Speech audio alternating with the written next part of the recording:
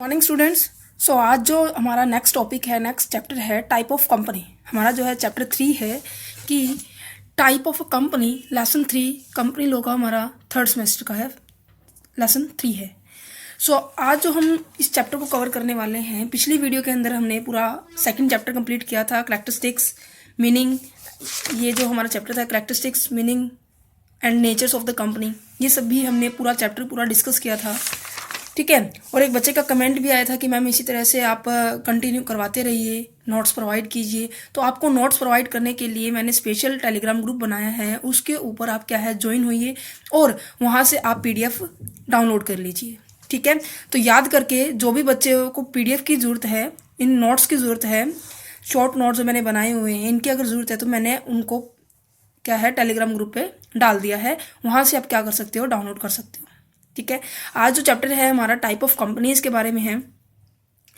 बहुत interested chapter है, बहुत इंपॉर्टेंट भी चैप्टर है, क्योंकि ये जो टाइप ऑफ कंपनी है टोटल क्या है 15 नंबर में एक क्वेश्चन आएगा इसके ऊपर, कि पूरा ये दिखा देगा कि type of a company explain it's further parts. ये पूरा चैप्टर क्या है एक 15 नंबर के अंदर आने वाला है। और दूसरा पॉइंट ये भी है कि 4-4 नंबर में भी आ सकता है, कि जिसके जितने भी जैसे टाइप कंपनी को बायफर्गेट किया गया हुआ है 6 तरह से, 6 के ऊपर एक एक पॉइंट पूछ लेगा। बाय द डिफॉल्ट ये पूछ लेता है कि on the basis of liability इसको डिफाइन कीजिए, या फिर ये पूछ लेगा कि on the basis of the ownership इसको डिफाइन कीजिए, on the basis of the incorporation इसको डिफाइन कीजिए। 4-4 नंबर में आकर 15 नंबर का क्वेश्चन बन सकता है, क्लियर। तो इसमें ज़्यादा टाइम वेस्ट नहीं करते हुए कि बस हाँ मैंने कोई इंपॉर्टेंट बता दिया कि ऐसे क्वेश्चन आ सकते हैं। अब हम चैप्टर को शुरू करते हैं। सबसे पहले क्या है मैं आपको बताना चाहूँगी कि जो कंपनी की क्लासिफिकेशन है 6 पॉइंट से किया हुआ है। On the basis of the incorporation, incorporation का मतलब होता है कि जब भी कोई कंपनी अपने आप को किसी एक्ट के अंदर, किसी रजिस्टर्ड ऑफिस के अंदर अपना नाम लिखवा लेती है और उस एक्ट के अंदर आ जाती है, उसे बोला जाता है इनकॉर्पोरेशन। मैं ऑलरेडी डिस्कस कर चुकी हूँ जो कंपनी के अंदर इसकी पहले कैरेक्टरिस्टिक्स के अंदर आया था कि इनकॉर्पोरेटेड एसोसिएशन। नेक्स्ट पॉइंट आ जाता है कि इसकी क्लासिफिकेशन के बेस पे on the basis of the liability, कि कंपनी के अंदर लायबिलिटी किस तरह की होगी। नेक्स्ट आ जाता है कि on the basis of the transferability of the shares, shares को ट्रांसफरेबिलिटी करने का राइट किस किस कंपनी को होता है। On the basis of the ownership, ownership क्या है, किस कंपनी की कैसी रहेगी। On the basis of the nationality, nationality क्या है, और अदर कंपनीज के अंदर ये सारे पार्ट्स हमारे आ जाएंगे। आज इस वीडियो के अंदर हम कंप्लीट चैप्टर करने वाले हैं, फुल फ्लैश करने वाले हैं। बहुत ध्यान से समझिए, बहुत इंपॉर्टेंट चैप्टर है। So let's start. तो यहाँ पर क्या है कि classification on the basis of the incorporation, सबसे पहला पॉइंट उठाया मैंने कि क्लासिफिकेशन करना मतलब कि कंपनी का वितरण किया गया है किसके बेस पे, इनकॉर्पोरेशन के बेस पे। समझ में आई। इनकॉर्पोरेशन के बेस का मतलब क्या होता है कि इनकॉर्पोरेशन का मतलब मैंने आपको पहले बता दिया था, अब भी बता देती हूँ। जब भी कोई कंपनी अपने आप को किसी एक्ट के अंदर लेके आती है, किसी एक्ट के अंदर अपने आप को इस्टेब्लिशमेंट करवा लेती है, उस कंपनी को हम इनकॉर्पोरेटेड कहेंगे, इनकॉर्पोरेशन कहेंगे। अब इनकॉर्पोरेशन के बेस पे हमारी 3 तरह की कैटेगरी है। सबसे पहली कैटेगरी क्या है, chartered company. Second is a statutory company. Next is a registered company. अब देखिए ज़माना बदलता रहेगा तो कंपनियां, उसके नाम भी बदलते रहेंगे, उनका स्ट्रक्चर्स, उनके रूल रेगुलेशन भी बदलता रहेगा, राइट। अब देखिए पहले हमारा नॉर्मली 1956 हमारा एक्ट हुआ करता था, 1956 एक्ट हुआ करता था। फिर उसके बाद उसमें कुछ अमेंडमेंट हुए, उसमें अंदर कुछ ना कुछ चेंजेस हुए तो 2013 आ गया। 2013 के अंदर कुछ ना कुछ चेंज हुए तो 2015 आ गया।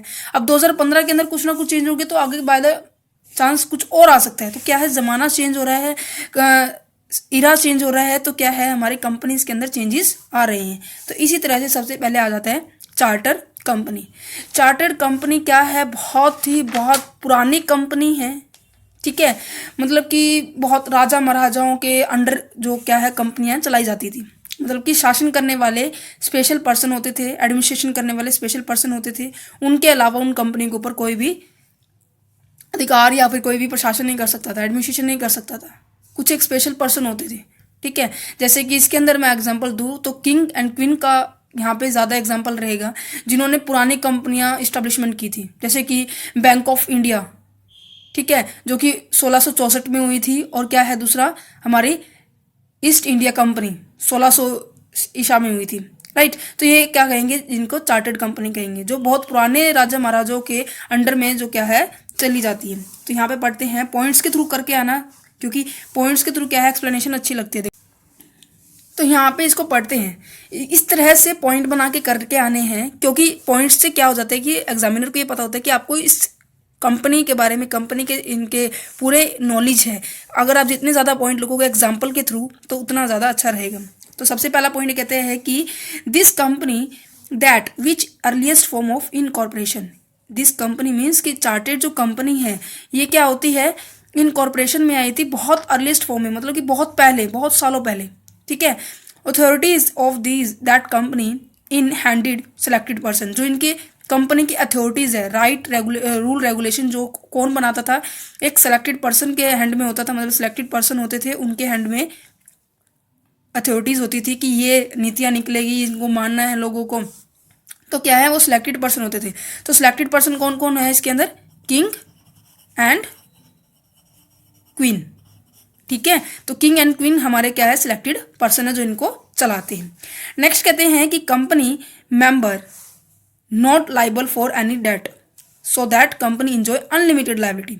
यहाँ देखिए क्या लिखे कहते हैं कि जो कंपनी के अंदर जो मेंबर होते हैं, दैट मीन्स किंग क्वीन यही मेंबर थे वहाँ पे, ये किसी भी तरह की कंपनी के डेट से वाकिफ नहीं है। दैट मीन्स उसे किसी भी तरह का फर्क नहीं पड़ता, चाहे कंपनी की लाइबिलिटी कितनी ही हो, उसे किसी भी तरह के डेट को चुकाने के लिए रिस्पॉन्सिबल नहीं होगी।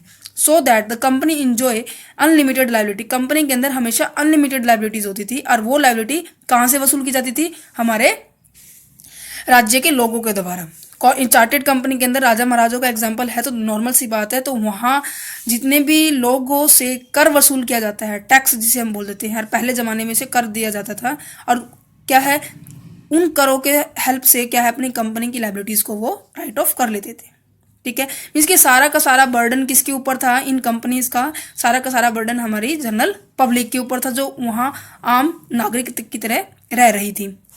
तो इसके अंदर एग्जाम्पल क्या है, ईस्ट इंडिया, पहले तो वैसे भी बहुत, अब जो ज़माना है बहुत सुधर गया है, अदरवाइज पहले की तरह होता था तो हमारा जो देश पहले गुलाम था अंग्रेज़ों के, तो उस तरह से बिहेव किया जाता था, उस तरह से हमारे क्या है शोषण किया जाता था, जिससे क्या वो अपने खर्चे हमसे ज़्यादा वसूल करते थे।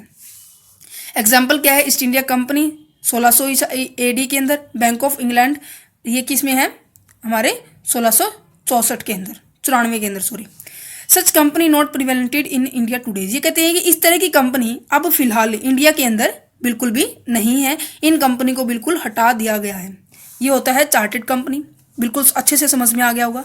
अब बात करते हैं स्टैट्यूटरी कंपनी। स्टैट्यूटरी का मतलब क्या होता है, वैधानिक कंपनी।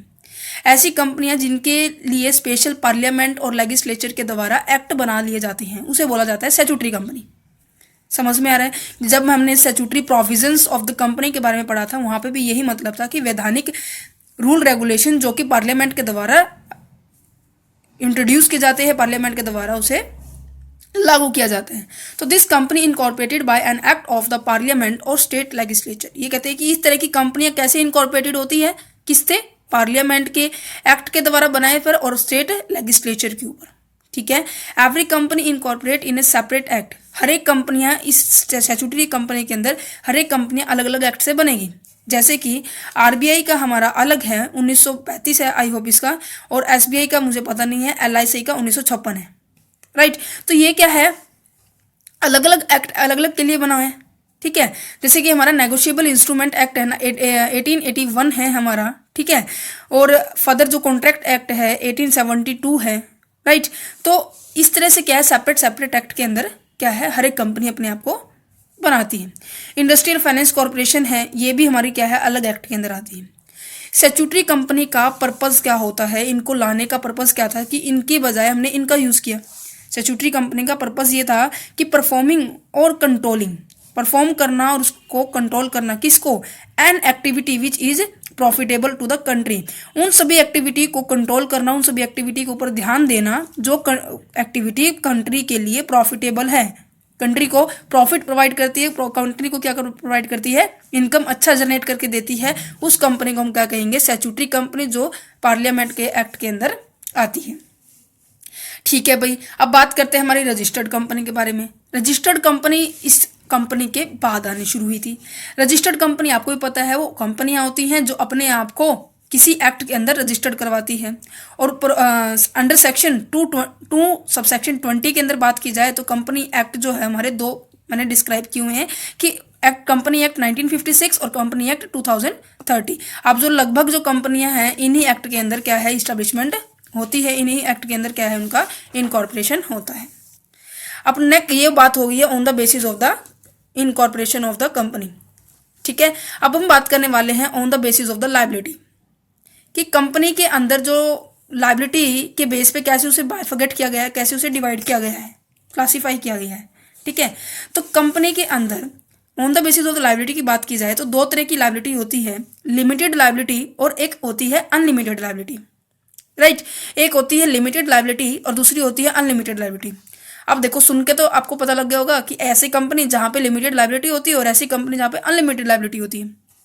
बिल्कुल ठीक है, पहले हम अनलिमिटेड लायबिलिटी को ही पढ़ने वाले हैं।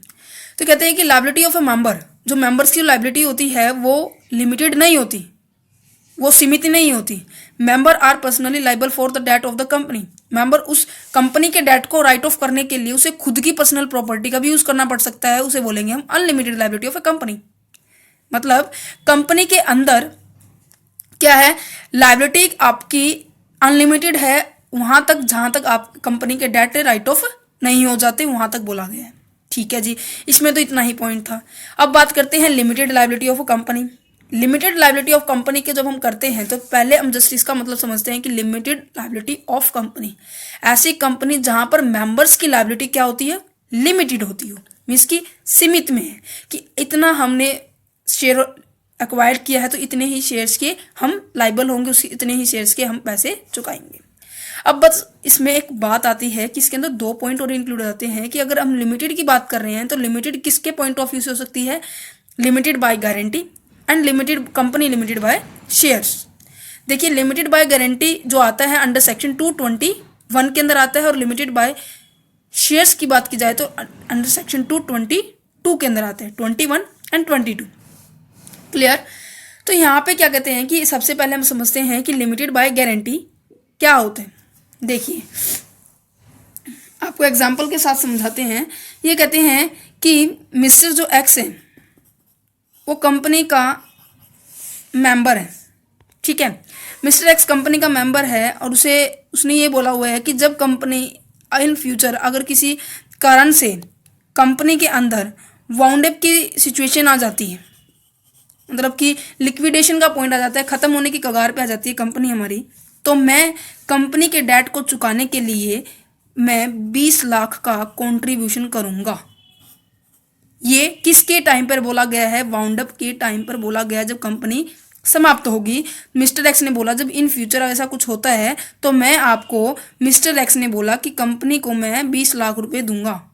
तो ये गारंटी वाला पॉइंट हो जाएगा जब कोई पर्सन अपने आप को किसी गारंटी के अंदर बांध लेता है, कि वो भी सिचुएशन क्या है, वाउंड अप के टाइम मेंबर फिक्स कर लेता है। फिक्स है हमारी 20 लाख रुपए अमाउंट, गारंटी करने का मीन्स मेंबर में undertake to contribute to the assets of the company in the event of the being the wound up. ये कहते हैं कि मेंबर अपने आप में क्या करता है, अपने आप को कंट्रीब्यूशन पॉइंट देता है एसेट्स को रियलाइज करने में, या फिर अपनी कंपनी की डेट्स को रिड्यूस करने के लिए, राइट ऑफ करने के लिए।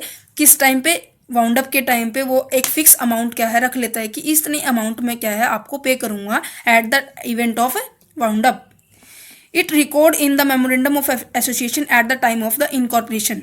ये कहते हैं कि ये जो अमाउंट है और मिस्टर एक्स का जो क्या है कॉन्ट्रैक्ट जो इन्होंने किया, मतलब कि जो कॉन्ट्रीब्यूशन है, ये क्या है, पूरी तरह से मेमोरेंडम ऑफ एसोसिएशन, इसके अंदर आप लिखना पड़ेगा। ये आगे हमारा छठा चैप्टर है, वो भी हम डिस्कस करेंगे टाइम टू टाइम। ठीक है, फिलहाल हम थर्ड चैप्टर के बारे में पढ़ रहे हैं। जस्ट आप इतना समझ ले कि एक तरह का डॉक्यूमेंट होता है कंपनी का, बहुत इंपॉर्टेंट डॉक्यूमेंट होता है जिसके अंदर कंपनी की सारी इंफॉर्मेशन होती है। ठीक है, तो यहाँ पे कहते हैं कि it record in the memorandum of association. ये जो बातें हैं कि मिस्टर एक्स 20 लाख रुपए प्रोवाइड करेगा at the event of the wound up, ये सारी बातें आपको कहाँ शो करनी पड़ेगी, मेमोरेंडम ऑफ एसोसिएशन में, कि at the time of incorporation, जब इनकॉर्पोरेशन होगा कंपनी का उस टाइम पे हम मेमोरेंडम हम जमा करवाते हैं, तो उस टाइम पे ये क्या है, बातें रिकॉर्ड करनी होगी। ये तो होता है गारंटी, लिमिटेड बाय गारंटी, मतलब कि गारंटी लेना कि मैं इतने ही स्पेसिफाई अमाउंट होता है, इतने ही अमाउंट तक मैं क्या है कंट्रीब्यूशन करूंगा। अब बात आ जाती है company limited by shares.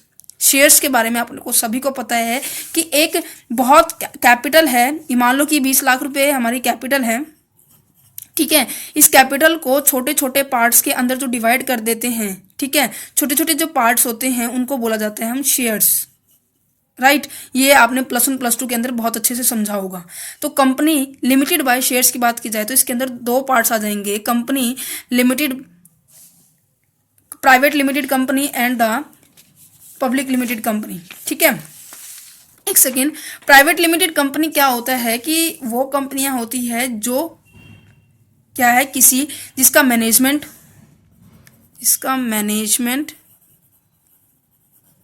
Control and decision, ये तीनों चीजें क्या है, एक ऐसे पर्सन के हाथ में होती है जो गवर्नमेंट पर्सन नहीं होते हैं। दैट मीन्स एक इंडिविजुअल, एक प्राइवेट सेक्टर पर्सन जिसका मैनेजमेंट कंट्रोल डिसीजन पूरी कंपनी पे हो, उसे उस कंपनी को क्या बोलेंगे, प्राइवेट लिमिटेड कंपनी बोलेंगे।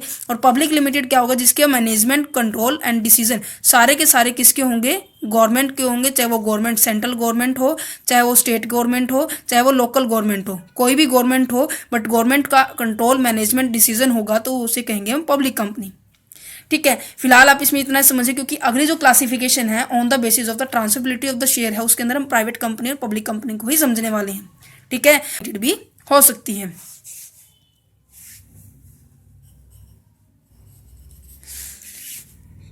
तो यहाँ पे क्या होगा, company limited by shares, company किसके किसके अकॉर्डिंग है, शेयर्स के अकॉर्डिंग लिमिटेड है, private limited and the public limited company, ठीक है। तो यहाँ पे नेक्स्ट पॉइंट पढ़ते हैं, classification on the basis of transferability of the shares. Transferability of the shares के बारे में पढ़ने वाले हैं। तो इसके अंदर क्या है, 2 पॉइंट को बोला गया है। पहला पॉइंट क्या है, private company, and second point क्या है, पब्लिक कंपनी।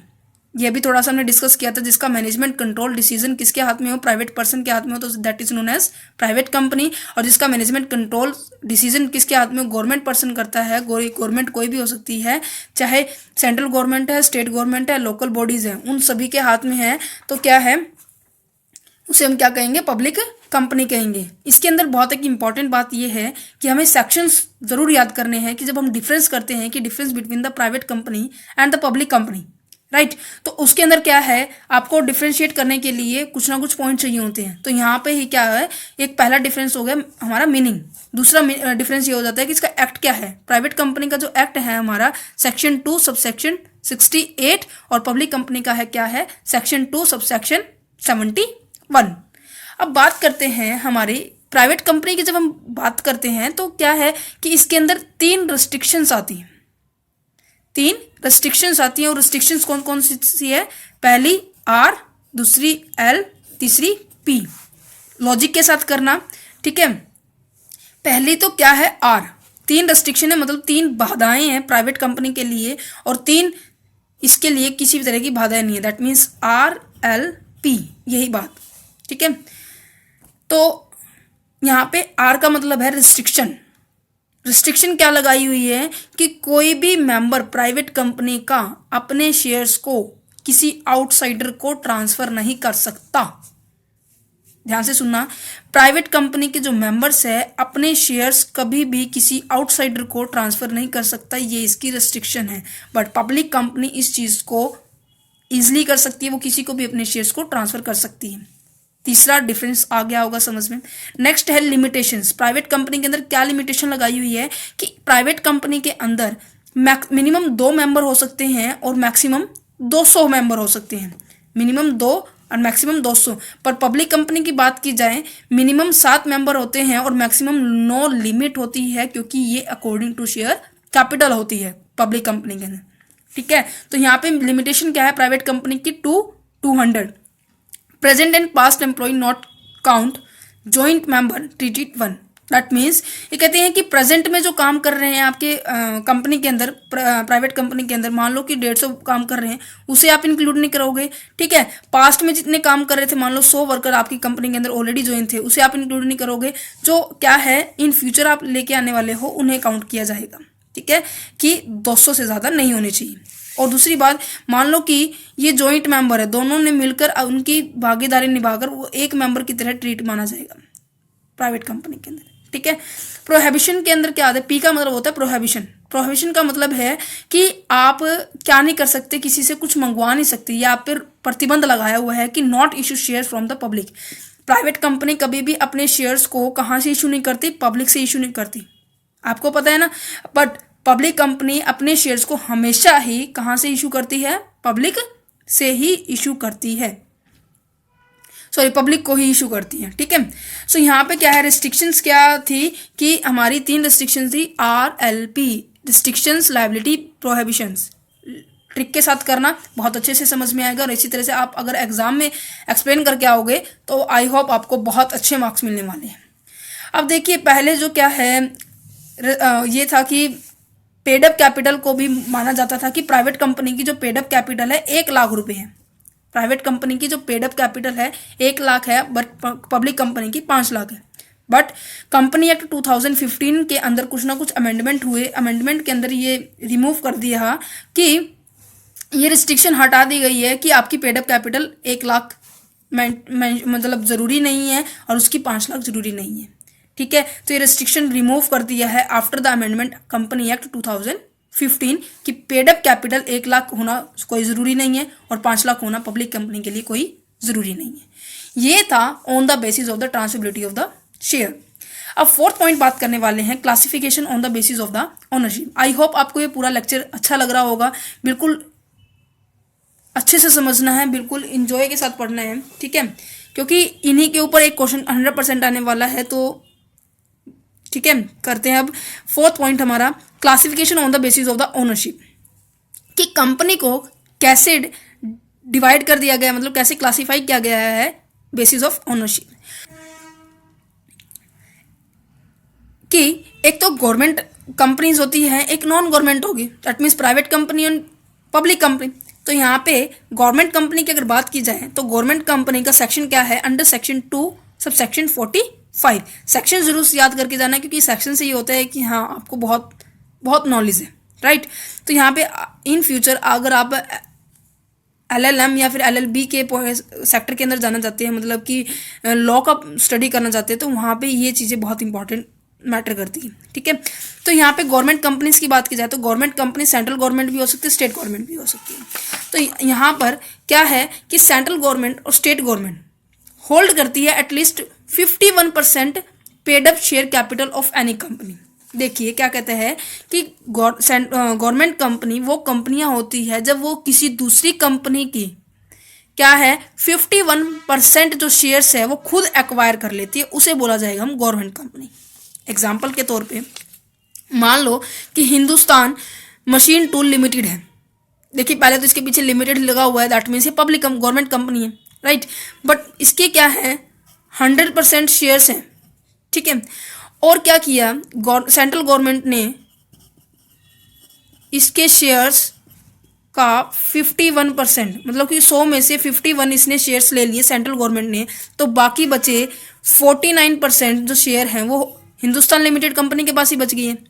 तो यहाँ पे क्या हुआ, जिसका ज़्यादा शेयर्स के ऊपर होल्ड होगा, दैट मीन्स जब भी कोई गवर्नमेंट 51% शेयर से अपने किसी और कंपनी की एक्वायर कर लेती है 51% से शेयर से ज़्यादा, तो उस कंपनी को हम क्या कहेंगे, गवर्नमेंट कंपनी कहेंगे। चाहे वो एक्वायर्ड हमारी सेंट्रल गवर्नमेंट ने किया हो, चाहे हमारी स्टेट गवर्नमेंट ने किया हो, चाहे सेंट्रल और स्टेट दोनों ने मिलकर एक्वायर किया हो, दोनों मिलकर ही चाहे 51% करे, तो उस केस में भी वो कंपनी क्या होगी, गवर्नमेंट कंपनी कहलाएगी।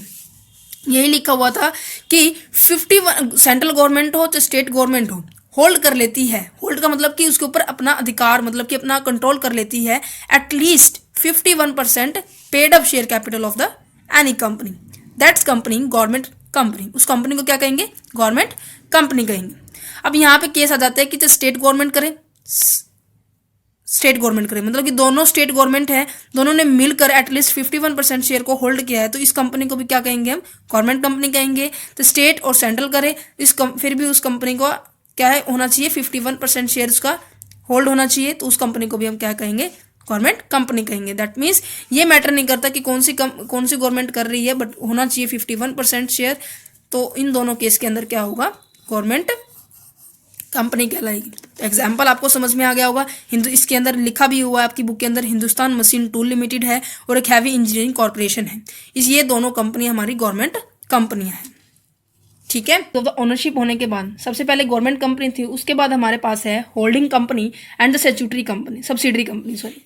इसके बारे में आपको थोड़ा सा पता ऑलरेडी होगा, क्योंकि इसके बारे में मैंने स्टैट्यूटरी प्रोविजंस के अंदर बताया था। उसका सेकंड पॉइंट था कि relationship between the holding company and the subsidiary company. फिर भी मैं आपको दोबारा से रिपीट करती हूँ, अगर किसी बच्चे ने, ये भी हो सकता है कि पिछला चैप्टर ना देखा हो, सीधा इस चैप्टर से पढ़ रहा हो, उसको वो आता हो, जैसा भी मैटर है, मैं आपको फिर रिपीट कर देती हूँ कि होल्डिंग कंपनी और सब्सिडरी कंपनी एक दूसरे से बिल्कुल इंटरलिंक्ड है। जैसे कि अब देखिए, अब यहाँ पे जो एग्जाम्पल है मैं आपको यहाँ देती हूँ कि एग्जाम्पल ये है कि ए लिमिटेड कंपनी है, थोड़ा बड़ा नाम लेते हैं, ABC लिमिटेड कंपनी है, ठीक है, और एक है XYZ लिमिटेड कंपनी, ठीक है। इसको चलाने वाला व्यक्ति कौन है? राम है, और इसको चलाने वाला व्यक्ति श्याम है, ठीक है। अब AB लिमिटेड ने अपने शेयर्स को मार्केट के अंदर इशू किया, कि मार्केट के अंदर इशू करने के बाद कि मान लो कि उसने 10,000 शेयर्स को इशू किया था, और 10,000 में से इसने क्या है, इस XY श्याम ने इस कंपनी के कितने शेयर्स एक्वायर कर लिए? 6,000 शेयर एक्वायर कर लिए, ठीक है। दैट मीन्स इस कंपनी के सबसे ज़्यादा शेयर किसने परचेज किए हैं? श्याम ने किए हैं, और वो श्याम किस कंपनी के अंदर आता है? XY लिमिटेड कंपनी के अंदर आते हैं। और बाकी के बचे जो 4,000 है वो जनरल पब्लिक ने एक्वायर कर लिए छोटे छोटे पार्ट्स के अंदर, ठीक है। तो इसके अंदर जो सबसे ज़्यादा शेयर्स एक्वायर किए हैं उस कंपनी को हम क्या कहेंगे? होल्डिंग कंपनी कहेंगे। दैट मीन्स जिसने उसके ऊपर अपना अधिकार स्थापित कर लिया, जिसने उसके ऊपर अपना क्या है, अपना कंट्रोल कर लिया, उसके ऊपर मैनेजमेंट कर लिया, ठीक है। जिसलिए इसे हम क्या कहेंगे? होल्ड करने वाली कंपनी को क्या कहेंगे? होल्डिंग कंपनी भी कहेंगे, ठीक है।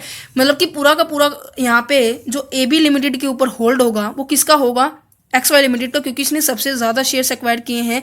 ये 60% शेयर्स हो गया।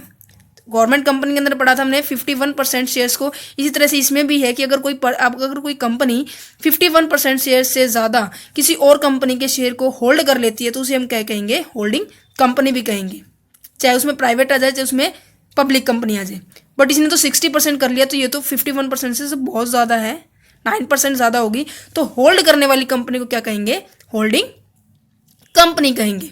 और होल्डिंग कंपनी को हम पेरेंट कंपनी भी कहते हैं, क्योंकि जैसे कि हमारा सबसे पहले पेरेंट्स होते हैं, उसके बाद बच्चे होते हैं, उसके बाद फिर क्या होते हैं, जैसे कि अपने दादाजी हो गए, फिर उसके बाद आपके पापा जी हैं, उसके बाद आपके भैया हैं, ठीक है। ये क्या होते हैं? Parents company. सबसे बड़ी क्या है? पेरेंट्स कंपनी है। उसके बाद ये सब्सिडरी कंपनी है, राइट। और सब्सिडरी कंपनी को हम क्या कहेंगे? डॉटर कंपनी कहेंगे, ठीक है। A company own and control by other company, एक ऐसी कंपनी जिसको कंट्रोल और उसको चलाया जाने वाला है किसी दूसरी कंपनी के द्वारा। जैसे कि पेरेंट कंपनी बोल देते हैं, उसे हम होल्डिंग कंपनी भी बोल देते हैं। अब इसको कौन चलाएगा? सबसे ज़्यादा इसका कंट्रोल किसके ऊपर है? XY लिमिटेड के ऊपर। XY लिमिटेड ABC लिमिटेड के ऊपर सबसे ज़्यादा कंट्रोल कर सकती है, ठीक है। पर सिंपल सा लॉजिक ये है कि जब भी कोई कंपनी किसी और के ऊपर कंट्रोल करेगी तो कंट्रोल करने वाली कंपनी होल्डिंग कंपनी कहलाएगी, और जब किसी और कंपनी के ऊपर कंट्रोल हो रहा है उसे हम क्या कहेंगे? सब्सिडरी कंपनी कहेंगे। इतना लॉजिक क्लियर हुआ। अब इसमें बात करते हैं कि इसके अंदर क्या है, जो शेयर्स होंगे हमारी होल्डिंग कंपनी की क्या होंगे? होल्डिंग कंपनी है, सब्सिडरी कंपनी है। होल्डिंग कंपनी के शेयर्स क्या होंगे? ज़्यादा अमाउंट में होंगे, और सब्सिडरी कंपनी के क्या होंगे? छोटे अमाउंट में होंगे। वोटिंग राइट सबसे ज़्यादा किसको दी जाएगी? होल्डिंग कंपनी को देगी, क्योंकि इसके शेयर्स ज़्यादा हैं तो इसके पास वोटिंग राइट भी ज़्यादा होंगे। Control the board of director, ये कहते हैं कि होल्डिंग कंपनी सबसे ज़्यादा कंट्रोल करेगी, जितने डिसीजन मैनेजमेंट कंट्रोल जितना भी लेना होगा वो हमारी होल्डिंग कंपनी लेगी, क्योंकि होल्डिंग कंपनी क्या कर रही है? उस दूसरी कंपनी के ऊपर पूरी तरह से कंट्रोल कर रही है, पूरी तरह से नियंत्रण कर रही है, पूरी तरह से मैनेजमेंट कर रही है उसका, ठीक है। तो लॉजिक आया समझ में? होल्डिंग कंपनी वो कंपनी होती है जो किसी दूसरी कंपनी के ऊपर क्या करती है? कंट्रोल करती है। और सब्सिडरी कंपनी वो कंपनी होती है जो किसी दूसरी कंपनी उस खुद के ऊपर क्या कर रही है? कंट्रोल कर रही है। मतलब जो इसका कंट्रोल हो रहा है सब्सिडरी, जो कंट्रोल कर रहा है holding, clear this point. Next हम बात करने वाले हैं classification on the basis of the nationality. Nationality के बेस पे क्या है क्लासिफिकेशन की गई है, ठीक है। तो सबसे पहले क्या है कि classification on the basis of the nationality के अंदर 2 पॉइंट आ जाते हैं कि इंडियन इनलैंड कंपनी और फॉरेन कंपनी। अब इनलैंड कंपनी कौन सी कंपनी होगी, जो ऐसी कंपनी जो क्या है हमारी इंडिया के अंदर इनकॉर्पोरेटेड हुई है, इंडिया के अंदर उसका मैनेजमेंट हो रहा हो, इंडिया के अंदर ही उसकी सारी क्या है रूल रेगुलेशन फॉलो की जा रही है, मतलब कि ऐसी कंपनी जो पूरी तरह से हिंदुस्तानी कंपनी हो, उसे इनलैंड कंपनी कहेंगे। तो यहाँ पे सबसे फर्स्ट पॉइंट क्या लिखा हुआ है कि inland company is that company which is incorporated in India under the company act. ऐसी कंपनी जो कि इंडिया के अंदर क्या हुई है इनकॉर्पोरेटेड हुई है, उस कंपनी को हम क्या कहेंगे, हम इनलैंड कंपनी कहेंगे। Is incorporating under the provision of the act. इसका जो ऑपरेटिंग है, इसकी जो गतिविधियां हैं, एक्टिविटीज है, वो किसके अकॉर्डिंग होगी, प्रोविजन जो हमारे रूल रेगुलेशन है, रूल रेगुलेशन टर्म कंडीशन जो है इसकी इन कंपनी एक्ट के अंदर, वो इस तरह से फॉलो किया जाएगा। Some inland company through incorporated under the company act are govern by the separate act. That means कुछ एक कंपनियां ऐसी है जो क्या है इनलैंड कंपनियां तो है, परंतु जो उनके स्पेशल एक्ट बनाए गए हैं, स्पेशल एक्ट क्या है, जैसे कि मैंने आपको पहले ही बताया था, आरबीआई बैंकिंग सेक्टर के अंदर, इंश्योरेंस सेक्टर के अंदर चैरिटेबल कंपनियां होती हैं, इनके क्या है एक्ट अलग होते हैं, परंतु ये क्या है हमारी इंडियन कंपनी है, राइट। तो नॉर्मल सा समझ में आ गया कि ऐसी कंपनियां जो हमारी इंडिया के अंदर अपने आप को इस्टेब्लिशमेंट करवाती है, इनकॉर्पोरेटेड करवाती है और इंडिया के अंदर ही चलती है, that is known as the inland company. अब बात करते हैं हम फॉरेन कंपनी के बारे में। तो नॉर्मल सी बात है, जस्ट इसका अपोजिट, कि ऐसी कंपनी जिनका इनकॉर्पोरेटेड और मैनेजमेंट क्या है आउटसाइड द इंडिया होता हो। दैट मीन्स दोज कंपनी और द बॉडी कॉर्पोरेट, ठीक है, इनकॉर्पोरेटेड हुई है कहाँ पर, आउटसाइड इंडिया, इंडिया से बाहर, उसे बोलेंगे फॉरेन कंपनीज।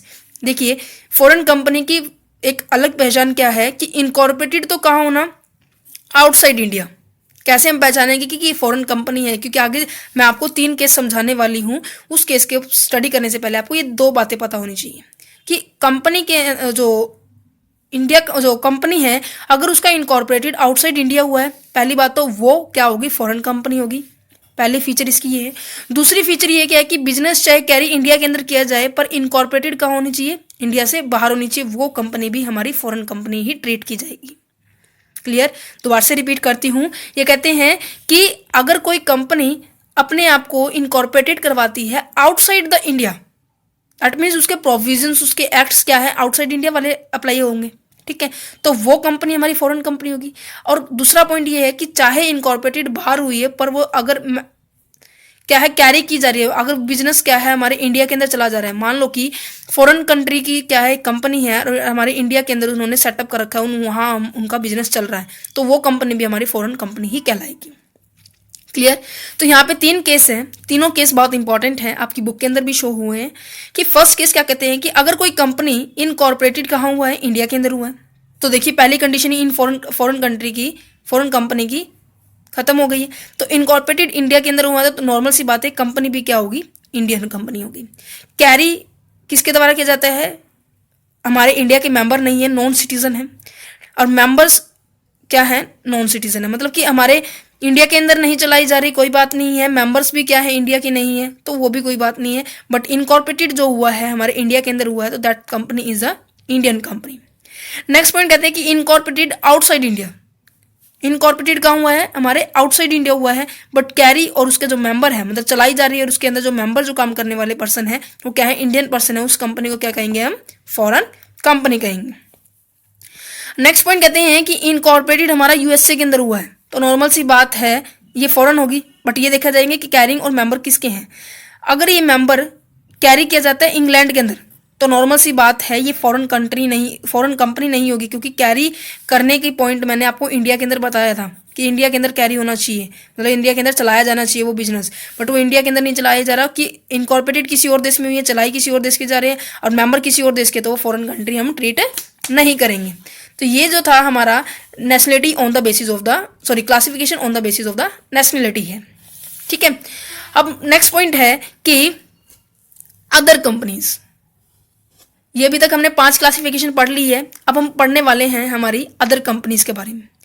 अदर कंपनीज की बात की जाए तो मतलब कि इन ऑन द बेसिस इन सभी को छोड़ के, किन को छोड़ के, जो हमने भी पढ़े हैं ये हैं हमारे incorporation, liabilities, transferability of the shares, ownership, nationality, इन सभी को छोड़ के बाकी जितनी कंपनी होगी वो हमारी अदर कंपनीज के अंदर ट्रीट की जाएगी।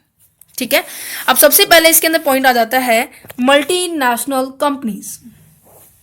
अब देखिए मल्टीनेशनल कंपनी का मतलब क्या है कि ऐसी कंपनी जो मल्टीनेशनल पॉइंट्स पे चलती है। दैट मीन्स ऐसी कंपनी जिनका नियंत्रण, कंट्रोल एरिया बहुत हमारे आउट ऑफ कंट्रोल है। दैट मीन्स यहाँ पे देखिए कि whose sphere of the activity spread over more than one country. देखिए मैं आपको पहले ही मैं ऑलरेडी पहले बता चुकी हूँ, अभी बता दूंगी कि ऐसी कंपनियां होती हैं मल्टीनेशनल कंपनी जिसका कंट्रोल एक कंट्री से होता है। मान लो कि यूएसए क्या है, हमारी एक कंट्री है, इसने अपनी ब्रांचेस खोली हुई है इंडिया के अंदर, इंग्लैंड के अंदर, ईरान के अंदर, चाइना के अंदर। ठीक है। इसने क्या है चारों देशों के अंदर अपनी ब्रांचेस खोली हुई है। मान लो कि उसकी स्टील की इंडस्ट्री है यूएसए के अंदर, और स्टील की इंडस्ट्री के थ्रू उन्होंने और फर्दर किसी कंट्री के अंदर भी अपनी स्टील की इंडस्ट्री सेटअप कर दी है। तो जो मेन कंट्री कौन हुई, हमारी यूएसए, और उसकी सब कंट्री कौन हुई, हमारी इंडिया, इंग्लैंड, ईरान, चाइना। तो जहां से एक कंट्री के साथ साथ किसी दूसरी कंट्री के अंदर भी अपना व्यापार सेटअप कर रहे हैं उसे हम बोलेंगे मल्टीनेशनल कंपनी। कंपनी एक ही है और कंपनी को बाय डिवाइड कर दिया डिफरेंट कंपनीज के अंदर। तो जिस कंपनी के अंदर मेन मैनेजमेंट हो रहा है उसे हम होम कंट्री कहेंगे, और जिसके अंदर आपको क्या है एक्टिविटीज के परफॉर्म की जा रही है डिफरेंट कंट्री के अंदर, उसे हम क्या कहेंगे, होस्ट कंट्री कहेंगे। जहां पर मैनेजमेंट होता है, कंट्रोल होता है, डिसीजन सारे यहीं से होंगे। यहीं से आपको क्या है माल पहुंचाया जाएगा, यहीं से क्या है आपके फर्दर फाइनेंस पहुंचाया जाएगा। ठीक है। अगर पैसे की जरूरत है मेंबर्स पहुंचाए जाएंगे, डिसीजन दिया जाएगा, मैनेजमेंट किया जाएगा। तो मतलब कि सारी जो लीडिंग पॉइंट है हमारी होम कंट्री से होती है, और जो ऑपरेट करते हैं इस चीज़ को तो क्या कहेंगे, सर्वल फर्दर कंट्री जितनी भी होगी उसे हम होस्ट कंट्री कहेंगे। ठीक है। जब किसी एक कंट्री से ज़्यादा दूसरी कंट्रियों के अंदर भी आप अपना व्यापार कर देते हो तो उसे हम क्या कहेंगे, मल्टीनेशनल कंपनी कहेंगे। अब यहाँ थ्योरी के पॉइंट से पढ़ते हैं, whose sphere of the activity is spread over more than one country. ऐसी एक्टिविटीज जो आप क्या कर सकते हो, एक से ज्यादा कंट्री के अंदर अपने आप को क्या विस्तारित कर लेते हो, उसे हम क्या कहेंगे, मल्टीनेशनल कंपनी कहेंगे। Management head office in a one country, जब किसी आप मैनेजमेंट हेड एक कंट्री के अंदर हो रहा है उसे हम क्या कहेंगे, होम कंट्री कहेंगे, और ऑपरेट करने वाली कंट्रीज को क्या कहेंगे, होस्ट कंट्री कहेंगे। अब इसकी बात करते हैं कि मल्टीनेशनल कंपनी की जरूरत ही क्यों पड़ी जब हमारी सिंपल कंपनियां थी। ठीक है। तो इसका कारण यह है कि जो मल्टीनेशनल कंपनियां होती हैं उनकी जो इमेज जो होती है, जिनका जो ब्रांड होता है वो इंटरनेशनल लेवल पे होती है और उनकी पहचान सभी को होती है। ठीक है। अगर मैं अब इसका एग्जांपल दूं, जॉर्डन जो है बहुत फेमस ब्रांड है, ली कोपरा शूज का वो भी बहुत फेमस ब्रांड है, एडिडास, नाइकी, ठीक है, ये सारे क्या है, अच्छे ब्रांड है। अगर इनका नाम ले दोगे तो नॉर्मल सी बात है, मेंबर के जो पर्सन है, नॉर्मल पब्लिक है, उनके माइंड के अंदर ऑटोमेटिकली इमेज बन जाएगी। तो यहाँ पे इंटरनेशनल इमेज होने के कारण तो क्या है, हर जनरल पब्लिक भी क्या इस चीज़ से अवेयर होती है, उनके माल को परचेज इजिली कर देती है। ठीक है। नेक्स्ट पॉइंट कहते हैं कि फिनांस सुपेरिटीज। फिनांस सुपेरिटीज का मतलब ये होता है कि जो हमारी होम कंट्री होती है उसके पास इतना पैसा होता है कि वो अपने सब कंट्रीज के अपने पास जो होस्ट कंट्री होती है उनके पास एडुकेट पॉइंट्स पे क्या है वो फिनांस अवेलेबल करा देती है। मान लो एडुकेट रिसोर्सेज मतलब कि आपको क्या है पर्याप्त मात्रा में साधन प्रोवाइड कर देगी किस चीज़ की, फिनांस की, क्योंकि होम कंट्री ने अपनी इंडस्ट्री सेटअप किया डिफरेंट कंट्री के अंदर, तो नॉर्मल सी बात है उसके पास पैसे का कोई भी कमी नहीं होगी। नेक्स्ट कहते हैं कि better research and development facility. अब नॉर्मल सी बात है, जब क्या है आपके पास पैसे की कोई कमी नहीं है तो रिसर्च और डेवलपमेंट की क्या है कोई कमी नहीं होगी, क्योंकि इसके लिए आप स्पेशल डिपार्टमेंट सेटअप कर सकते हो कि क्या देखिए कि कैसे हमारा प्रोडक्ट क्या है इंक्रीजअप होगा, कारण क्या है हमारे डिक्रीजअप होने का, मतलब कि ये रिसर्च एंड डेवलपमेंट में हमें ये पता लग जाता है। वैरिड एक्टिविटीज़ का मतलब ये है कि आपको एक तरह की वैरायटी के साथ साथ डिफरेंट कलर्स की, डिफरेंट साइज़ की, डिफरेंट स्टाइल की आपको वैरायटी मिल रही है। मल्टीनेशनल कंपनी ही प्रोवाइड कर सकती है जिनके पास फिनांस अच्छा होता है। मल्टीनेशनल ओनरशिप ये कहते हैं कि ये यहाँ भी इसका मालिकाना है। अब इसने डिफरेंट कंट्रीज़ के अंदर अपनी कंपनीज खोली है, तो यहाँ नॉर्मल सी बात है, इसका ओनरशिप यहाँ भी है, यहाँ भी है, यहाँ भी है और यहाँ भी है। हर जगह क्या होगा, मल्टीनेशनल ओनरशिप होगा। फोर्थ पॉइंट कहते हैं कि development and growth is continuous. जो हमारी कंट्री का जो डेवलपमेंट है, ग्रोथ है, मल्टीनेशनल्स आने के बाद क्या है, कंटिन्यूस ग्रो अप होता ही रहेगा। ठीक है, ये था हमारा मल्टीनेशनल्स कंपनी। ये बहुत आपको आप जब क्या है फिफ्थ फाइनल ईयर के अंदर आओगे तो आपका क्या एक सब्जेक्ट आएगा बिजनेस इन्वायरमेंट, उसके अंदर पूरा एक चैप्टर है मल्टीनेशनल्स कंपनी के ऊपर। आप उसके अंदर पूरा डीपली पढ़ने वाले हैं कि मल्टीनेशनल्स कंपनी होती क्या है, क्या इसकी एडवांटेज है, क्या इसकी डिसएडवांटेज है। ठीक है, अब नेक्स्ट पॉइंट पढ़ने वाले हैं अनरजिस्टर्ड कंपनी और इलीगल एसोसिएशन।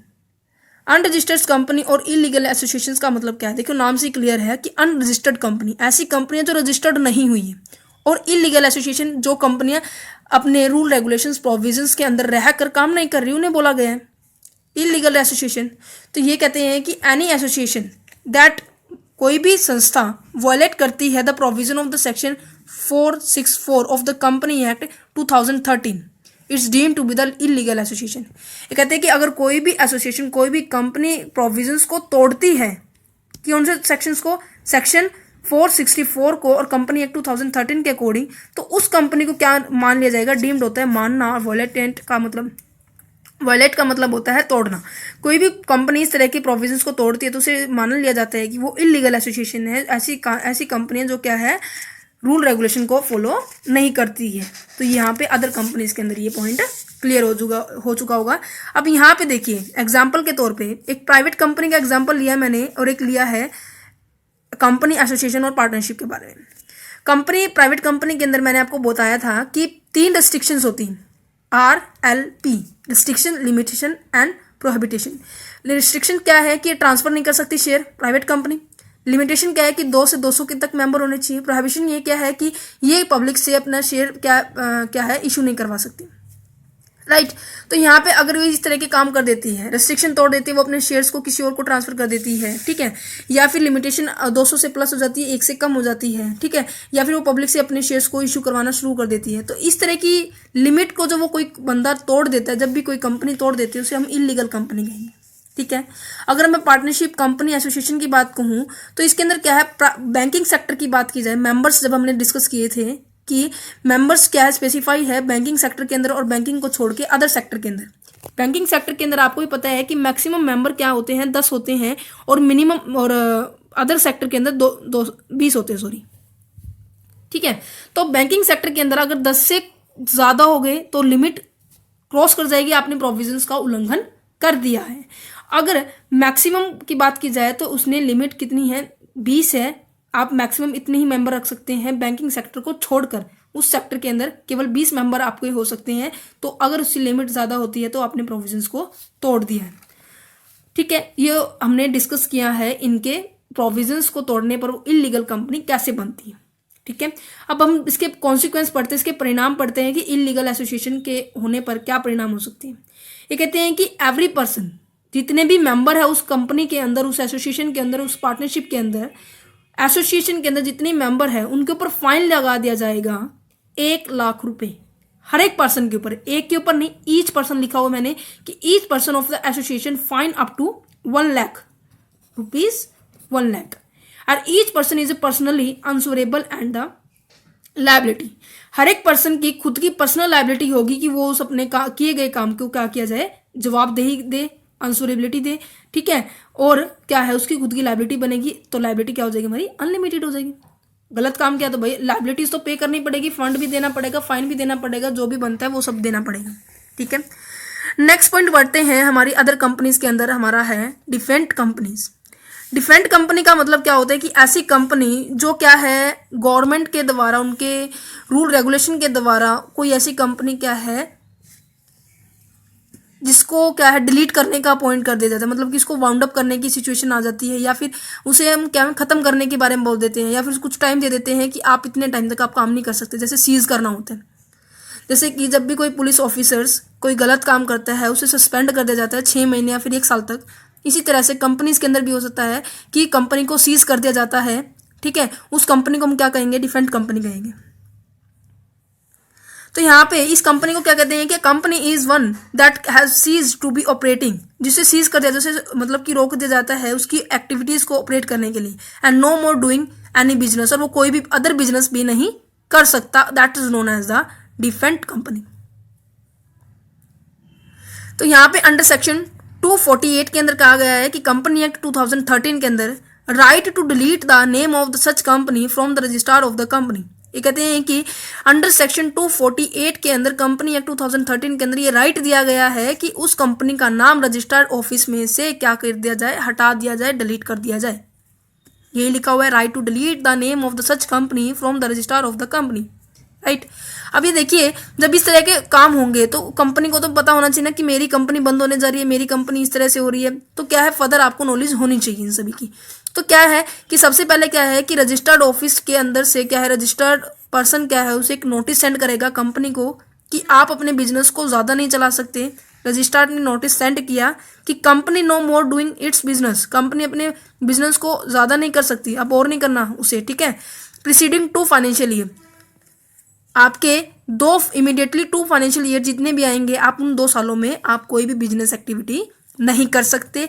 ये नोटिस आपको दिया जाएगा कंपनी को, किसके द्वारा, रजिस्ट्रार के द्वारा, ठीक है जी। आपने नोटिस भी सेंड कर दिया, बट कंपनी वालों ने कोई रिस्पॉन्स नहीं किया रजिस्ट्रार ऑफिस के अंदर, तो registrar office not receive first letter, किसी भी तरह का फर्स्ट लेटर का उसे क्या है, फीडबैक उसे रिसीव नहीं हुआ, तो कहते हैं कि any reply 1 month with in 14 days, अगर वो क्या है 1 महीने या फिर 1 महीने से अगले दूसरे महीने की 14 दिनों तक फर्स्ट लेटर का किसी भी तरह का रिस्पॉन्स नहीं रिसीव करता है, कौन, रजिस्ट्रार ऑफिस, तो उसे एक सेकंड लेटर और सेंड करना पड़ेगा कि 1 महीने या फिर 14 दिन होने के बाद, 1 महीने तो मतलब कि पूरा प्रॉपर है, दूसरे महीने की 14 दिन की बात की जा रही है, इनके जाने के बाद वो सेकंड लेटर फिर देगा, वो फिर इस बात को लिखेगा कि आप प्रीसीडिंग इमीडिएटली 2 फाइनेंशियल ईयर तक आप क्या है कुछ भी एक्टिविटी परफॉर्म नहीं कर सकते। अगर वो इसका भी रिप्लाई नहीं करते कंपनी, तो क्या होगा, कंपनी के पास ये राइट है कि ये ऑफिशियल राइट है कि वो उसको बिल्कुल ही बंद कर दे। क्लियर हो गया ये पॉइंट, बहुत अच्छे से समझना है, बहुत क्लियर पॉइंट से समझना है, ठीक है। अब नेक्स्ट पॉइंट बढ़ते हैं, ये लास्ट 2 पॉइंट है, मेरी बुक के अकॉर्डिंग इतने ही पॉइंट्स हैं। यहाँ पे मेरे पास जो नेक्स्ट पॉइंट है 1% कंपनी का है, ठीक है। 1% कंपनी क्या होती है कि ऐसी कंपनी जिसके अंदर एक मेंबर इंट्रोड्यूस किया जाता है, एक मेंबर उसमें एज ए मेंबर हो सकता है, ठीक है। ओपीसी का मतलब क्या है, 1% company is a new concept introduce by the company act 2013। 1% company क्या है, एक नया कंसेप्ट है जिसको इंट्रोड्यूस किया गया था कंपनी एक्ट 2013 के अकॉर्डिंग। तो 1% company form with 1 feature as its member, कहते हैं कि 1% कंपनी फॉर्म की जा सकती है, एक मेंबर उसका क्या हो सकता है, एक पर्सन क्या हो सकता है, उसका मेंबर हो सकता है। नॉर्मल सी बात है, ये एक ऐसी कंपनी जिसके अंदर एक मेंबर होकर कंपनी को ऑपरेट करता है। अब इसकी फीचर्स की बात की जाए, इसकी 5 फीचर्स है। ये एग्जाम में क्या है 4 नंबर के पॉइंट से बहुत इंपॉर्टेंट है, एग्जाम में आता है 4 नंबर से। अब मैंने इसके पॉइंट क्या करवा दिए 7, तो दैट मीन्स आपके नंबर कंफर्म है। तो सबसे पहले फीचर्स क्या है कि incorporated as a private limited company only. ये कहते हैं कि इस 1% कंपनी का जो इनकॉर्पोरेशन होता है वो कैसे होता है, एक प्राइवेट लिमिटेड कंपनी के तरह होता है, दैट मीन्स ये प्राइवेट लिमिटेड कंपनी होती है। इट्स में हैव ओनली 1 डायरेक्टर, इसके अंदर क्या होता है कि केवल एक डायरेक्टर होता है। 1% company mention in bracket below the name of the company. ये कहते हैं कि अगर कोई 1% कंपनी है तो उसे क्या करना है, अपने नाम के पीछे, अपनी कंपनी के नाम के पीछे ब्रैकेट में ऐसे OPC लिखना है, 1% कंपनी हूं मैं, ठीक है। No perpetual succession, that means ये कोई गारंटी नहीं है कि ये कंपनी लंबे समय तक चलेगी। जैसे कि कंपनी के अंदर जो हमारी पब्लिक कंपनी के जो फीचर्स था कि परपेचुअल सक्सेशन था, उसके ऊपर किसी भी तरह का इफेक्ट नहीं पड़ रहा था कि वो किसी मेंबर, किसी डायरेक्टर या फिर किसी अदर पर्सन्स के डेथ या इंसॉल्वेंसी लंसिस के प्रभावित करती हो, तो उस चीज़ से कोई इफेक्ट नहीं पड़ रहा है। दैट मीन्स पब्लिक कंपनी के ऊपर इन मेंबर्स के आने जाने का कोई इफेक्ट नहीं पड़ता था, परंतु प्राइवेट कंपनी के अंदर 1% कंपनी के अंदर मेंबर्स के आने जाने से बहुत इफेक्ट पड़ता है। दैट मीन्स मान लो कि अगर कोई पर्सन क्या है 1% कंपनी का क्या है मेंबर है, उसकी डेथ हो जाती है, तो क्या है वो कंपनी क्या उसी तरह उसी टाइम क्या है टर्मिनेट हो जाएगी, वाउंड अप हो जाएगी। तो memorandum of memorandum of one person company shall be indicate the name of the other person. ये कहते हैं कि अगर उस पर्सन की डेथ हो जाएगी तो वो क्या है, अपने एक नॉमिनी का नाम उसमें लिख के जाएगी, मतलब कि अदर पर्सन की उसके जाने के बाद कि उसको क्या है राइट मिल जाए कि वो उस कंपनी को चला सके। जैसे कि अपनी फैमिली मेंबर्स के अंदर जब हम इंश्योरेंस करवाते हैं, अपना इंश्योरेंस करवाते हैं कि अगर मिस्टर एक्स की डेथ हो जाती है तो मिस्टर एक्स ने अपने नॉमिनी अपने बेटे को ठीक है बना रखा है वाई को, तो क्या है इसके मिस्टर एक्स के जाने के बाद सारा पैसा किसको मिलेगा, मिस्टर वाई को। तो इसी तरह से कंपनीज के अंदर भी होता है कि जब एक पर्सन, ये सभी चीज़ें क्या है मेमोरेंडम में लिखी जाती है। मैं ऑलरेडी फिर डिस्कस करती हूँ कि मेमोरेंडम ऑफ एसोसिएशन आपका बहुत इंपॉर्टेंट चैप्टर है, 6ठा चैप्टर है, उसको हम आगे डिस्कस जरूर करेंगे। ठीक है, बस आप इतना समझ लीजिए कि एक डॉक्यूमेंट है, इनकॉर्पोरेटेड के टाइम इसके अंदर सभी इन्फॉर्मेशन लिखी जाती है कंपनी के बारे में। ठीक है, तो वन पर्सन कंपनी हो गया। अब बात करते हैं स्मॉल कंपनी के अंदर। स्मॉल कंपनीज क्या होती है कि ये भी क्या है एक तरह से प्राइवेटली ऑनर्ड की जाती है, प्राइवेटली इनका क्या है नियंत्रण किया जाता है और उन्हें ऑपरेट भी किया जाता है with small number of employ. That means छोटी कंपनी है, थोड़े मेंबर होंगे और उनके अंदर क्या है सेल की जो वॉल्यूम, मतलब कि जो काम प्रोडक्शन का काम है वो भी क्या होगा, लो वॉल्यूम पे भी होगा। चौथी इसकी फीचर्स ये आती है कि जो स्मॉल कंपनी है उसके अंदर क्या क्या कौन कौन सी कंपनी क्या है इंक्लूड नहीं होती, not include in it. Holding company कभी भी स्मॉल कंपनी नहीं होती, राइट। ये होल्डिंग कंपनी का मतलब समझ में आ गया होगा कि ऐसी कंपनी जो किसी दूसरी कंपनी के ऊपर क्या करती है, कंट्रोल करती है, होल्ड करती है। और सब्सिडरी कंपनी भी स्मॉल कंपनी नहीं हो सकती। सब्सिडरी कंपनी का मतलब ये होता है कि सब्सिडरी कंपनी जिसका कंट्रोल किसी और के हाथों हो रहा है। ठीक है, चैरिटेबल कंपनी भी स्मॉल कंपनी नहीं होती। चैरिटेबल कंपनी वो कंपनी होती है जो क्या है चैरिटी के लिए काम करती है। गवर्न कंपनी वो कंपनी होती है जो हमारी पब्लिक कंपनीज होती है। ठीक है भाई, अब ये तो पता लगी कौन कौन सी कंपनी इस स्मॉल कंपनी के अंदर इंक्लूड नहीं होती, तो नॉर्मल सी बात है, तो प्राइवेटली कंपनी ही प्राइवेट स्मॉल कंपनी हो सकती है, जैसे सोल प्रोप्राइटरशिप हुई, पार्टनरशिप हुई। ठीक है, अब देखिए status of the small company. Status क्या है स्मॉल कंपनी का कि change from year two year, मतलब कि इस साल कुछ और है स्टेटस उसका, मतलब कि मोटिव कुछ और है, अगले साल कुछ और रहेगा। तो इस साल का जो प्रेजेंट ईयर का जो बेनिफिट है वो विड्रॉल कर लिया जाएगा in the next year. That means इस साल कमाया है तो अगले साल हम उसको यूज कर सकते हैं। ये हो गया हमारा स्मॉल कंपनी और पूरा chapter type of a company. अगर किसी बच्चे को किसी भी तरह की दिक्कत है तो आप मुझे जरूर बोलना। और हाँ, लास्ट पॉइंट ये बहुत इंपॉर्टेंट है कि आपको अगर इस चीज़ के नोट्स चाहिए, इस चैप्टर के नोट्स चाहिए, तो आप मेरे टेलीग्राम ग्रुप पे जरूर ज्वाइन कीजिए, जो कि मैंने डिस्क्रिप्शन में उसका लिंक दिया हुआ है। Thank you for watching this video. Have a nice day. अगर वीडियो अच्छी लगी है तो ज़रूर कमेंट करके मुझे अप्रिशिएट करना कि इससे मोटिवेट होकर मैं क्या है आगे नेक्स्ट वीडियो बनाऊं। और अगर आपका नेगेटिव पॉइंट भी है तो उसमें भी मुझे कुछ सीखने को मिलेगा, जो कमियां हैं मैं उसको ज़रूर इंप्रूवमेंट करूँगी। तो आपका कर्तव्य ज़रूर निभाना, कमेंट करके मुझे ज़रूर बताना कि आपको वीडियो कैसी लगी। Thank you for watching this video. Have a nice day. Bye bye. Tata.